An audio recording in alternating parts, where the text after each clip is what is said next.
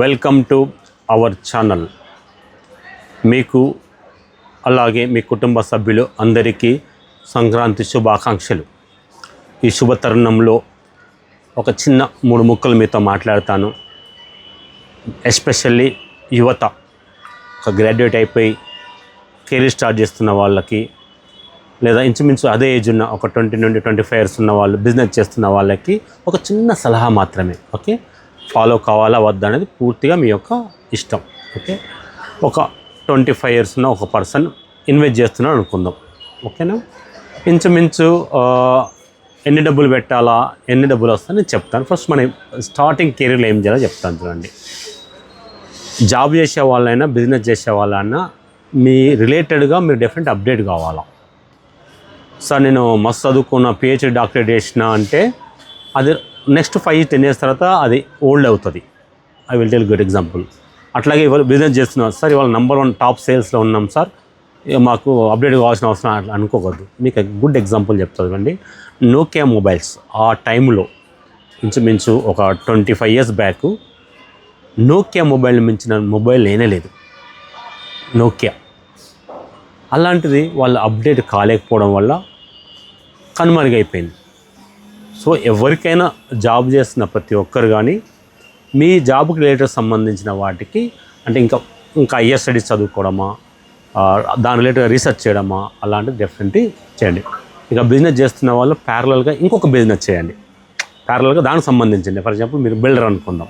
ఓకేనా, బిల్డర్ మీ వాళ్ళు బిల్డర్ చేస్తారు అనుకుందాం, కానీ టైల్స్ మ్యానుఫ్యాక్చరింగ్ యూనిట్, అట్లీస్ట్ ఆ విండోస్ మ్యానుఫ్యాక్చరింగ్ యూనిట్, అట్లా ప్యారలల్గా ఇంకో దాన్ని కూడా పెట్టుకోండి, దానికి లేకుంటే అప్డేట్ కాండి. ఇది main.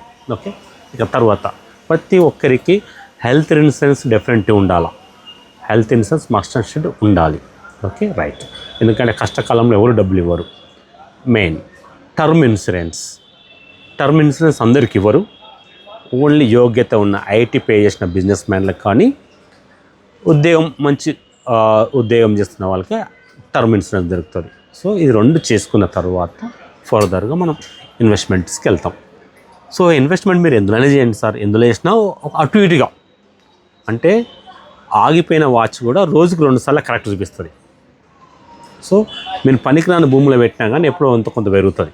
For example from last 30, 40, 50 years తీసుకోండి, విలేజ్లో ఊకున్న కానీ పూరం బుక్ భూములు కూడా రేటు పెరిగినాయి. Okay, right. అట్లాగే గోల్డ్ ఒక 5-10 ఇయర్స్ బ్యాక్ అంతా పెరిగింది, కానీ అంతగా పెరగలేదు. బట్ ఈ 1 ఇయర్లో, ఈ 6 మంత్స్లో బీభత్సంగా పెరిగింది. సో కాబట్టి మీరు ఎందులో ఇన్వెస్ట్ చేసినా మిస్టేక్ ఏం కాదు ఓవరాల్గా. ఓకే, బట్ గోల్డ్ కొనాలంటే మినిమం ఒక 1,50,000 ఉండాలి, తులం బంగారం కొనుక్కోవాలి, మేకింగ్ ట్యాక్స్, అక్కడ ఫిజికల్గా మీరు వెళ్ళాలా. ఓకేనా, ల్యాండ్ కొనాలనుకోండి, మీకు దాని మీద పూర్తి అవగాహన ఉండాలి. దానికి కబ్జా భూములు అంటే ఏంటి, దానికి క్లియర్ టైటిల్ చూసుకొని నేర్చుకొని మినిమం ల్యాండ్ కొనుక్కోవాలంటే మినిమం 30 లక్షలు 40 లక్షలు కావాల్సి వస్తుంది. అంత డబ్బులు ఉండవు కదా. మళ్ళీ అమ్మేటప్పుగా లిక్విడిటీ ఇష్యూ ఉంటుంది. నేను చెప్పేది ఒక మంచి ఇలాంటి ప్రాబ్లం కూడా మ్యూచువల్ ఫండ్స్ ఉన్నాయి. సో మీ యొక్క జీవితాన్ని లైఫ్ని లీడ్గా చేస్తూ నో పొదుపు. ఓకేనా, రేపటి గూర్చి ఆలోచించడం అయితే నన్ను అడిగితే తెలియదక్కుతానమే. రేపు ఉంటామో పోతామో తెలియదు. దేవుడిచ్చిన ఈ జీవితాన్ని మంచిగా ఎంజాయ్ చేయండి. ఎందుకంటే ఇవాళ పస్తులు ఉండి ఇవాళ పొదుపు చేసి రేపు దాచుకోమని చెప్పడం అనేది పూర్తిగా తెలియదక్కుతాను. బట్ ఇప్పుడున్న సమాజము డబ్బులు సంపాదిస్తేనే, డబ్బులు ఉంటేనే గౌరవిస్తుంది. చూసినావా, డబ్బు అప్పుడు దీన్ని దృష్టిలో పెట్టుకొని కొంత పొదుపు చేయడానికి, తెలివైన పొదుపు చేయడానికి నిర్ణయించుకోండి. డబ్బులు దాయడం పెరగడం కోసం ఆలోచించండి. I will tell example. ఇప్పుడు ఒక నెలకైతే 3,000 దాయగలుగుతాం కదా, ఈజీగా రోజుకు 100 రూపాయలు ఇన్వెస్ట్ చేయండి. కొంత మీతో సాధ్యమైనంత వరకు ఇన్వెస్ట్ చేయండి. సాధ్యమైన టైం వరకు. ఇన్ని ఇయర్స్ పెట్టాలని ఏం లేదు. ఇన్వెస్ట్మెంట్ మ్యూచువల్ ఫండ్లో ఇన్వెస్ట్మెంట్ స్టార్ట్ చేస్తారు.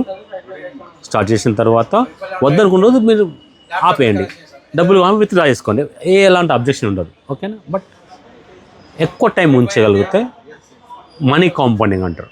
అంటే ఫర్ ఎగ్జాంపుల్ మీ వాళ్ళ అకౌంట్లో మ్యూచువల్ ఫండ్ 1,00,000 రూపాయలు ఉందనుకుందాం. ఈరోజు మార్కెట్ పెడితే ఆ 1,00,000కి ఇంకో 500 యాడ్ అవుతాయి. ఓకేనా, మార్కెట్ తగ్గుతుంది, బట్ ఆ లాభానికి మళ్ళీ నెక్స్ట్ డే లాభానికి, మళ్ళీ లాభానికి లాభం, ఇట్లా లాభానికి లాభం, ఇట్లా కాంపౌండింగ్ మనీ జనరేట్ అవుతుంది. సో దీన్ని మంచి కాంపౌండింగ్ ఫార్ములా అంటారు. దీనివల్ల డబ్బులు దీర్ఘకాలికంగా మంచి డబ్బులు పొదుపు అవుతాయి. So I will take 1 example. మీరు ఎవ్రీ మంత్ ఒక 10,000 పొదుపు చేస్తున్నాం అనుకుందాం. ఎవ్రీ మంత్ ఒక 10,000 పొదుపు చేయండి. నెక్స్ట్ ఇయర్ మళ్ళీ ఆఫ్టర్ 12 months తర్వాత 10% పెంచండి, అంటే 12,000. 10,000 12,000 చేశారు. ఓకేనా, మళ్ళీ ఆ మంత్ ఆ ఇయర్ 12,000, మళ్ళీ నెక్స్ట్ ఇయర్ మళ్ళీ 10% యాడ్ చేసుకుంటూ వెళ్తే ఒక 20 yearsలో ఈజీగా 2 crores 2 crores 2 crores 2 కోట్ల రూపాయల కుప్ప అవుతుంది. నెలకు 10,000 రూపాయలు, ఎవ్రీ ఇయర్ 10% పెంచుకుంటూ పోతాం. మంత్లీ 10,000, ఎవ్రీ ఇయర్ 10% పెంచుకుంటూ వెళ్తే 20 yearsలో 2 కోట్లు అవుతాయి. అంటే మీ ఏజ్ 25 yearsలో మొదలుపెట్టినాం, సో 45 years ఏజ్కి వచ్చేకల్లా 2 కోట్లు అవుతాయి. ఓకే, ఈ 2 కోట్లు అయిన తర్వాత మీరు మంచి విత్డ్రా చేసుకోండి. దర్జాగా నెలకు 1,50,000 విత్డ్రా చేసుకోండి. దర్జాగా నెలకు 1,00,000 రూపాయలు విత్డ్రా చేసుకోండి. ఆ 1,50,000 విత్డ్రా చేసుకోగా మీ అవసరానికి తీసుకోగా ఆ 2 కోట్ల రూపాయల అసలుకి మళ్ళీ కొంత అమౌంట్ యాడ్ అవుతుంది. మీరు 1,50,000 డ్రా చేస్తున్నారు కాబట్టి ఇంచుమించుగా ఇంకొక 1,00,000 రూపాయలు అందులో ఉంటుంది. లాభానికి ఇంకో 1,00,000 ఇంచుమించుగా యాడ్ అవుతుంది. అప్రాక్సిమేట్లీ నాట్ కౌంట్ చేయలేదు. ఓకే, ఆఫ్టర్ 20 years తర్వాత డ్రా చేసిన తర్వాత మీకు 3.5 కోట్ల ఉంటుంది. చూశారు కదా, మీరు పెట్టిందేమో 2 కోట్లే, బట్ ఆ 2 కోట్లను మళ్ళీ మీకు ఎవ్రీ మంత్ 1,50,000 విత్డ్రా చేయగా కూడా ఆఫ్టర్ 20 years 3 crores. మళ్ళీ చెప్పి సైకిల్ ఎక్కడ మొదలైంది, ఒక 25 yearsలో ఉన్నప్పుడు మనం ఎవ్రీ మంత్ 10,000 ఇన్వెస్ట్ చేసుకుంటూ వెళ్ళాము, ఎవ్రీ ఇయర్ 10% పెంచాము, 20 yearsలో 2 కోట్లు అయింది. ఇది క్లియర్ కదా. మనం ఒక చెట్టుని పెంచి పెద్ద చేసినాం, నెలకు 10 రూపాయల లెక్కన. అంటే ఒక చెట్టుకు నీళ్ళు వేయడము, దానికి కావాల్సిన పెస్టిసైడ్ వేయడము, అట్లా గార్డెనింగ్ చేస్తే ఒక పెద్ద తోటలాగా తయారు చేసాం అనుకున్నాం. ఫస్ట్ 20 years మీకు తోటలాగా తయారైంది. నెక్స్ట్ 20 yearsలో మీరు కాయలు తెంపుకున్నట్టుగా, పండ్లు తెంపుకున్నట్టుగా మీరు ఆఫ్టర్ 2 crores అయిన తర్వాత ఎవ్రీ మంత్ మీరు 1,50,000 విత్డ్రా చేసుకుంటారు సొంత అవసరాల కోసం. అలా 20 years విత్డ్రా చేయంగా కూడా అగైన్ మళ్ళీ మీ దగ్గర ఇంచుమించు 3.5 కోట్లు ఉంటాయి. మీ వంశమంతా కూర్చొని దజ్జగా తినచ్చు. ఇట్లా ఎవ్రీ మంత్ 1,50,000 విత్డ్రా చేసుకున్నాక కూడా మీకు బాగా డబ్బులు ఉంటాయి. ఇది మిత్రులారా, నేను ఎందుకు ఈ మ్యూచువల్ ఫండ్ గురించి మీకు నొక్కి చెప్తా అంటే, ఈజీగా మీరు ఒక గోల్డ్ షాప్ కొనాలంటే, ఫిజికల్గా గోల్డ్ కొనాలి, మీరు షాప్కి వెళ్ళి కొనాలి. షాప్కి వెళ్ళాలంటే ట్రాఫిక్ జామ్ ఉంటుంది, ఒకరోజు లీవ్ తీసుకోవాలి ఆఫీస్కు, షాప్లో వెళ్ళి పెట్టుకోవాలి. బిజినెస్ అయితే ఆ షాప్లోకి వెళ్ళి కొనాలా, ఆ టైంలో బిజీ ఉంటారు, వెయిట్ చేయమంటారు, కార్ పార్కింగ్ ఉండదు అక్కడ.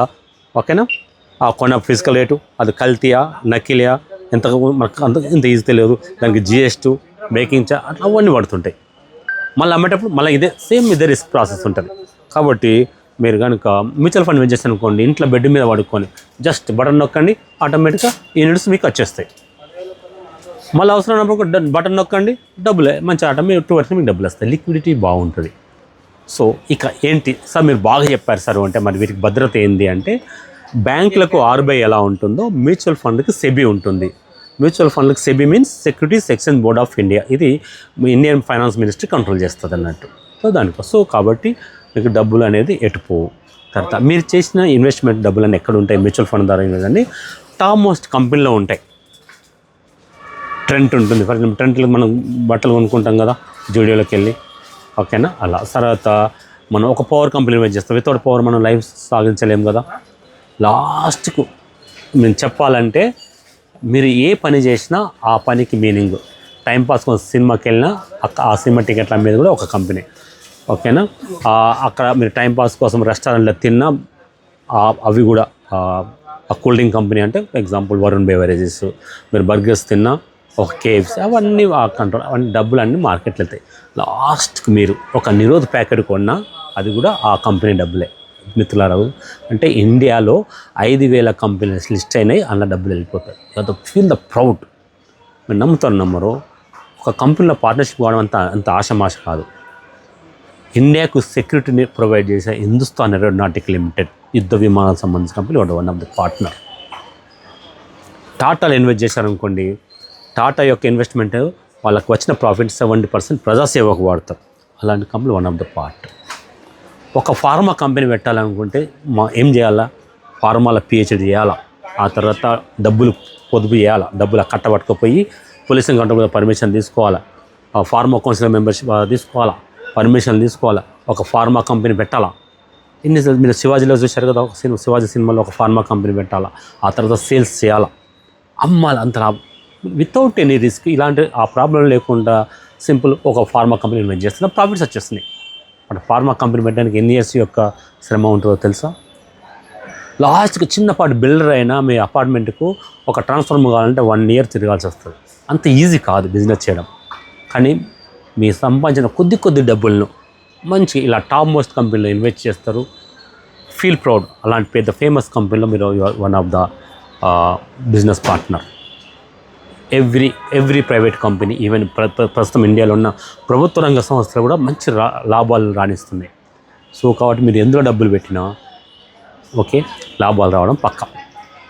కాబట్టి ఇన్వెస్ట్ చేయండి ఎంతో కొంత, మీతో సాధ్యమైనంత. ఇంతే చాలా ఏం లేదు. నెలకు 15,000 పెట్టండి, 15 yearsలో ₹1,00,00,000. నెలకు 3,000, రోజుకు 100 పెట్టండి, ₹1,00,00,000 30-40 అట్లా. కాబట్టి డబ్బులు అనేది ఎటు పోవు, అప్ అండ్ డౌన్. తగ్గిన ప్రతిదీ పెరగ తప్పదు, పెరిగిన ప్రతి తగ్గిన తప్పదు. కాబట్టి ఇన్వెస్ట్మెంట్ చేయండి, మీ యొక్క రిటైర్మెంట్ లైఫ్ని మంచిగా లీడ్ చేయండి. రిటైర్మెంట్ వచ్చిందంటే యాక్చువల్గా యువర్ ద పండుగ.